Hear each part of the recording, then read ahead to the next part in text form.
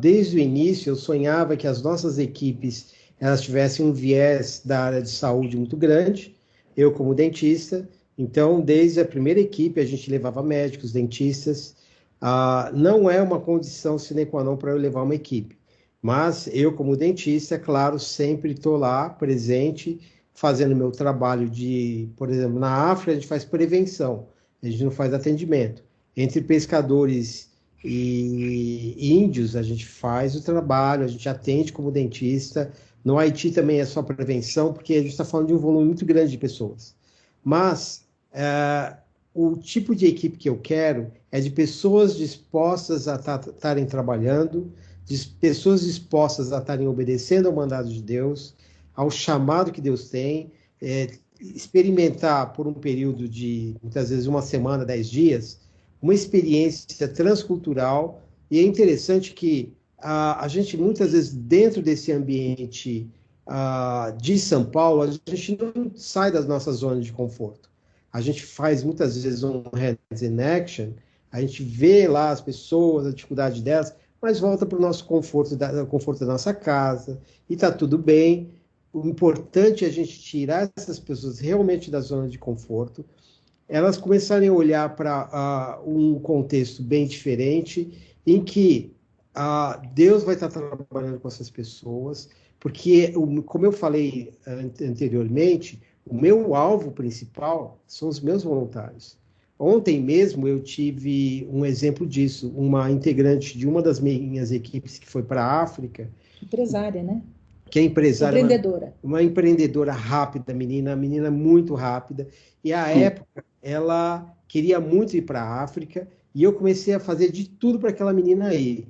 Eu consegui até baixar o preço da passagem para ela, enfim, o custo dela para que aquilo pudesse entrar no orçamento dela, e aquilo foi possível. Ela foi naquela viagem e ontem ela estava falando para mim que aquele foi um ponto de virada na vida dela, que ali ela entendeu o propósito de Deus na vida dela. Ontem ela estava falando que ela entrou agora num projeto de ser uma escola para preparação de crianças, adolescentes, jovens, jovem aprendiz, um tipo de jovem aprendiz que vai estar sendo preparado para empresas, enfim, aquilo tudo com um propósito, o propósito de estar servindo a Deus. E ela falou assim: olha, eu abri mão de uma outra empresa que ia me pagar 3 vezes mais, porque eu entendi que esse projeto tem propósito. Esse é um projeto em que tem a mão de Deus. Então, é muito legal ver pessoas como essa entendendo o chamado de Deus e fazendo alguma coisa diferente, mudando o rumo da vida delas. E não era nem dentista nem médica. Não era nem dentista nem médica, era uma empreendedora, de mão cheia, aliás. Ou seja, todos os tipos de pessoas são bem-vindas. Todas. Olha, eu já levei um senhor que era um agrônomo de quase 90 anos, o pai do Lincoln, que é o nosso missionário na China. O pai dele foi com a gente para Cananéia e, olha, o homem foi danado, viu? Porque ele descobriu um tipo de adubo que era excelente para eles lá, que era um negócio que eles desprezavam. E o cara era rápido, ele era agrônomo da USP, um cara muito bom. E o cara um senhor simples, um senhor querido e que soube, imagina, um agrônomo de quase 90 anos. A gente leva muitas vezes advogados que não vão advogar lá para os pescadores, mas vão carregar uma caixa, vão servir de outra forma. Enfim, Deus fala ao coração das pessoas. Só não ouve quem não quer. Agora, teve alguns missionários nossos que hoje estão no campo que começaram em Cananéia, não? Sim. O Júnior Larina, ele teve o chamado dele em Cananéia. Quem mais a gente teve de gente que foi chamada? Agora que a Cris do Felipe. Sim, Felipe Amado. Exato. Tem um número, o próprio Tiago e a Suzana. Exatamente. Tiago e a Suzana. Na África. Na África, na equipe em que a Luciana estava. Eles vieram conversar com a gente, dizendo: olha, Deus está chamando a gente para vir para cá. E o interessante é que hoje eles são os nossos principais parceiros lá, né? Para mim é uma honra e uma alegria muito grande ter o Tiago e a Suzana, que são nossas crias de alguma forma. Claro que eu não estou querendo jogar confete em cima de mim mesmo, mas eu sei que teve um processo em que Deus trabalhou na vida deles e que passaram por muitas pessoas. Mas se eles tivessem ido com a gente naquela equipe, eles não teriam tido aquele chamado e não estariam lá hoje. E olha, não só missionários, mas casamentos também. Namoros começaram em Cananéia, eles não se conheciam. Missões é lindo para isso. E assim, eles se conheceram na viagem missionária e hoje, assim, em igrejas diferentes, desenvolvendo o chamado de Deus na sua igreja local. Interessante, começou em Cananéia.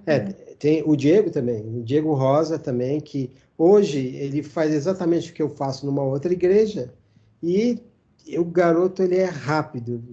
Eu falo para ele, sem medo de errar, falo assim, Diego, você é muito melhor que eu, cara. Você é muito melhor que eu. Você é muito rápido, você é um cara para frente, um cara cheio de ideias, novo, tem um coração disposto, né, a amar, a servir. É interessante que essa coisa de missões, você não pode dizer que você tem, bom, meu dom é esse, eu vou fazer só isso. Não. Em missões você é pau para toda obra, é verdade esse negócio? Muito. Assim, muita gente vem para me perguntar o que eu faço. Eu falo assim, olha, se você não fizer outra coisa, pode carregar uma caixa. Mas assim, sabe o que você pode fazer? Você pode sentar do lado de uma pessoa e conversar com ela. Eu mesma, como professora, eu acho que nunca trabalhei ensinando crianças nos locais por onde eu passei. Eu trabalhava com mulheres, muitas vezes eu ajudava o Dani, eu era assistente dele no consultório. Várias vezes. E daí a gente escutava histórias e depois, escutando as histórias, a gente fazia a visitação e orava com essas pessoas. Então, é interessante que algumas pessoas interessadas, elas perguntam, mas eu sou advogado, eu sou fisioterapeuta, o que eu posso fazer?